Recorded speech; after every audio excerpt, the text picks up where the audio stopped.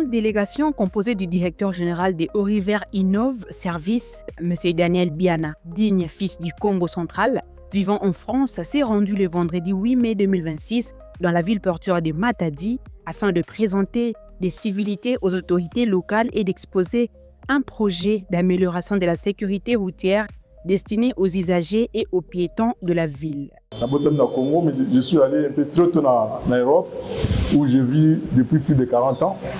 Na 5 ans dans l'Est, Basango. Attention à Tongi Ndako. Yo là on Ndako na te. Attention à Tongi inini, on profiter na ngote. Mais le plus important, on a voulu porter expertise na ngai, et vous allez bien pour la mutunyoso. La rencontre protocolaire avec le maire de la ville de Matadi, Dominique Nkodiambete, a porté sur des échanges courtois et présentation des objectifs généraux des Hauts-River Innov Service en matière de sécurité routière et d'innovation sociale. Ils ont un panneau de police. Le panneau de police, ils ont un panneau sans interdit. Et le panneau d'obligation, ils ont tourner obligatoirement à gauche ou à droite. Ils ont un panneau double sens. Ils ont un panneau prioritaire. Ils ont un panneau, il y a localisation. Ils ont un panneau, ceux qui m'ont payé dans la ville. Sans pour autant peut-être à tout de bouche à bouche, mais un panneau parce que la route parle. Par un terme technique, la route doit parler. Sans poser la question, la route doit parler parce qu'ils ont un panneau. Ils ont dit que la voiture de recotate. Ce que nous avons pont Matadi, panneau et dirigé. Au fait, au gros, c'est étranger, mais la route te parle. Mais ici, sur l'Italie, malheureusement, la route ne nous parle pas. La présentation officielle du projet a été tenue dans la salle de réunion de la mairie en présence des parties prenantes locales. Structure, on a besoin de Hauts-River. En fait, il y a les diminutifs, il y a deux mots, horizontal et vertical. Et tant qu'on a vu signalisation sera toujours horizontale, verticale, donc panneau, horizontal pour le marquage dans ma belée. Malheureusement, je dis malheureusement, dans ma signalisation horizontale, et ça, moi, pas ce qu'on a pour une simple raison. La route n'a plus de sécurité, poto, même quand on marque, vous savez, la signalisation dans ma belée, mais tant que poto et bombiango. Et deuxièmement, une raison aussi qui rend difficile le marquage au sol, sauf sur certains secteurs ou artères. Mais vous verrez que présentement, le gouvernement a pris la résolution de bétonnage. On va dire asphalte dans bitume, mais on met le bétonnage parce qu'ils jugent bon que le béton ils ont duré dans le temps. Or, celui qui fait le marquage, le béton est un ennemi ou un adversaire. Parce que tout marquage n'adhère pas sur le béton. Sauf si on met des vernis d'accrochage, on a la terme technique, ou peut-être un jour, si j'expose encore devant, bateau va vraiment habilité. Donc, tout marquage est adhérent à la béton. Beaucoup de le marquage peinture, beaucoup de la résine à froid, beaucoup de la résine à chaud, thermo. Et même ça demande des moyens colossaux parce qu'il faut un camion miner, il faut produire la poto, la forme à poussière, on a fondé pour tout ça, le marquage. Mais nous, on doit aller avec des moyens de bord et avec des moyens simples. Mais nous avons voulu projet l'ambition et ça une pierre dans la mare. Ceux qui au bois qui les banga na maï et tu as chubu après et ça il cercle et belé. Tu nous as besoin d'un cercle et mouké pour tout comme dans un cercle munene. Tu nous as besoin d'un matadi pour et comme évolutif et que nous va ville moussous. Nous avons la mine panneau. Et d'autres qui viennent de Kinshasa ou de Kinshasa, au moins la banzela, panneau ezali. Panneau ezali. Mais est-ce qu'ils ont la norme? Est-ce qu'ils ont bien placé? Est-ce que les gens qui marchaient, parce que tout se fait dans les normes. Alors nous avons voulu partir d'un terrain simple, mais tout normaliser qu'on a bien. Les panneaux zali à hauteur humaine. Les voitures, ceux qui sont au tambola, ils ont des voitures aux mona.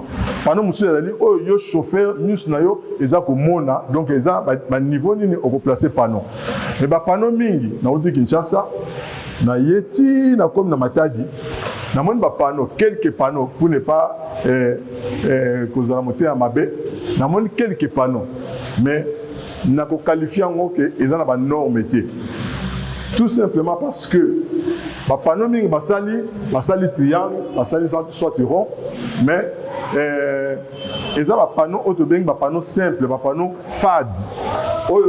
Ceux qui n'ont moy au monongo oza au monongo, mais eza panneau moko qui n'a pas de valeur na boutou, parce que na boutou pour au monongo au mona ya monter parce que eza ba panneau moko ezali fade. Nous ne venons pas imposer, nous venons exposer un projet. Mais simplement, c'est les clients, c'est la ville, mais c'est le maire avec toutes ses équipes, bangonde travailler na bango pour nous dire leurs besoins, pour leur montrer par la route ce qui te comme voilà où est zone autobénie accidentogène. Et qu'est-ce que nous, la société au Rivière, pouvons apporter pour éviter place pour permettre que puisse information na usager à route. Ba embouteillage monsieur eza ko salama awa eza ba embouteillage ezanga kombo. En fait mutaza la bande na ye. Mais parce qu'il a gagné temps à côté de la bande mususu et tant que le système il y a mouton. Mouton mon so kaza ko ya awa so ka sauter ba mouton so ba na sima o ya ko ya réfléchir à zate. Ba ngoni so ba ko sauter. Ba ko sauter. Ah après ndema so ka mouton mon ko abimi na bande.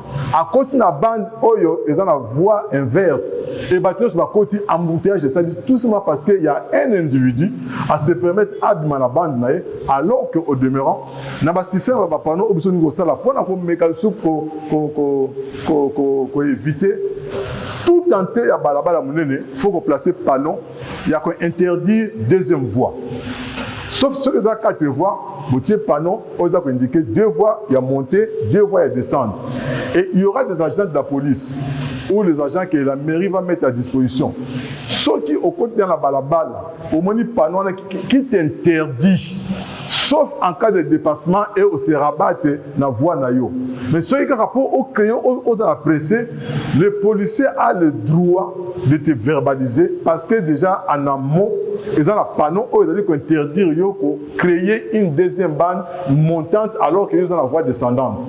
Donc tout ça est au Senga concours il y a comment protéger les virages, la zone où ils ont non éclairée, comment les protéger, ba rond-point na carte na ville, moi on la voiture à petit bordure parce que rond-point est à sécurité. Les contenus du projet présenté a fait allusion à l'installation des dispositifs de sécurité aux abords des axes à forte circulation, l'aménagement pour la protection des piétons, la sensibilisation des conducteurs et des populations au comportement responsable, l'implication des autorités locales dans la mise en œuvre et le suivi. Oyo, to benyango plo rétro fléchissant.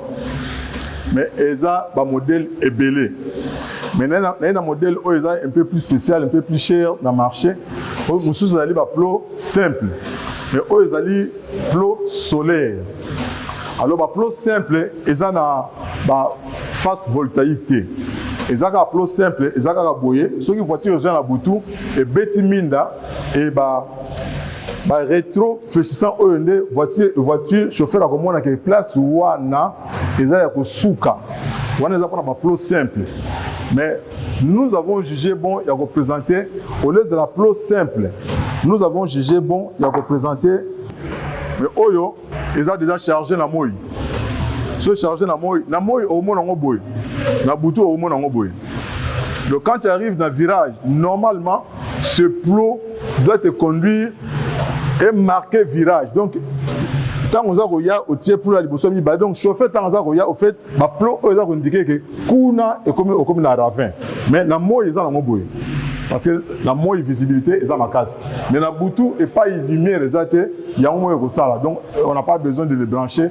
La moins il y a mon chargé, la boutou il y a mon sali boy. La moins azanaye ils ont reflété, la boutou ils ont reflété. Et ça vraiment très important. Même dans le rond-point, on peut marquer aussi la circonférence il y a rond-point pour la boutou au lieu moutaya à mon quitté à mati bordure à rond-point parce que peut-être ils ont éclairé à mati à touti. En tant que nous allons qualifier dans marquage. Beaucoup de choses sont faites à la va-vite parce qu'il y a du contrat à Sali. Mais normalement, chaque trait, il y a il y a axial et marquaka nini écart entre deux voitures et trait na quatre na ville batiaka trait rapproché au bus na France benga T3 donc ils a bande à 3 mètres na écart il y a 1,33 m wana na quatre ville parce que on roule à moins de 50 km/h. Au fait tant en voiture ça que rouler à ça au moins la trait ce qu'on bimi na ville au côté na baba munene to côté na T'1 wana comme bande il y a 1,50 m na distance entre les deux bandes il y a 5 mètres parce que vitesse est comme varier est comme supérieure à 50 km/h. Ce que tu côté na route nationale au que bakin wana to côté na T1 au tu bande il y a 3 mètres na distance à 10 mètres parce que quand tu roules vite tu as l'impression de quoi la bande des au kangama. Est-ce que vous pouvez comprendre? Donc, si vous roulez ma lembe, il faut que la bande soit resserrée. Ce que vous comptez, la bande, mais la bande soit resserrée. Tout ça, c'est panneau fade. Mais si vous avez une norme, vous avez un panneau fade. Il faut un panneau rétrofléchissant. Ceux qui voiture ont un bouton, ceux qui pénis minda, il faut panneau et répondre. La route est parlante, donc route est le bac. Ce qui est bête, si vous voiture a un minda, panneau il faut panneau et zone visibilité il y a panneau attend à panneau et la kisini. Bon mon na oyo na memi auto bengi bande rétrofléchissant. Bon mon ngo ezaboué.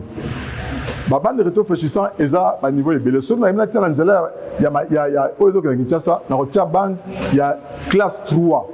Oeza ko réfléchir lumière à haute intensité. Ce que tu na quatre na ville on est peut-être amené ce matin classe 2 ou classe 1. Et bon, on a ceux qui panneaux, les affades, à tout bêta au minda, au moins à tol, ceux qui ont commis des paiements au temps. Alors qu'un vrai panneau, on les a équipés dans ma bande rétrofléchissante, na 200 mètres déjà, au panneau, il faut y répondre. Au moins déjà, est-ce que panneau, est à 90 km/h, panneau, est à virage, attention virage, panneau, il faut y répondre déjà, sur la classe niveau 3, panneau, il faut y répondre déjà dans 200 mètres. Alors, sur les arbres, au moins on va pas. Mais c'est là quand il y a la lumière, au moins on a tout ce besoin. Et c'est quand il y a la lumière, aux hommes on a tram wana, né yango et reflétera parce que aux ali ba bande il y a démonstration. Mais sur les arbres, au moins on se dit au tiers bonnet mine de voiture. Donc tout panneau, aux dans la norme. Ah la monnaie sur ça on a peinture, bâti na maboko, ba dessiner, bâti bande. Mais tout panneau aux gens qui répondent dans la norme, il faut na bande rétrofléchissante, même à 200 mètres. Après un long entretien fructueux, M. Biana et son équipe ont eu l'occasion de rencontrer le numéro 1 de la Commission nationale de la prévention routière, CNPR, du Congo central. Cette rencontre avait pour objectif d'harmoniser les efforts de deux entités pour promouvoir une sécurité routière optimale dans la province de Simon-Kimbangu. L'échange a permis de discuter des défis actuels et des solutions innovantes à mettre en œuvre pour améliorer la sécurité sur les routes de Matadi et ses environs. Auriver Innov Service reste engagé à collaborer avec toutes les parties prenantes afin d'assurer un environnement routier plus sûr pour tous. Cette mission a permis d'asseoir une relation de confiance avec les autorités de Matadi et de présenter un projet structurant qui répond aux enjeux de sécurité des usagers et des piétons. La mobilisation des acteurs locaux constitue un atout pour la réussite de ces projets d'envergure.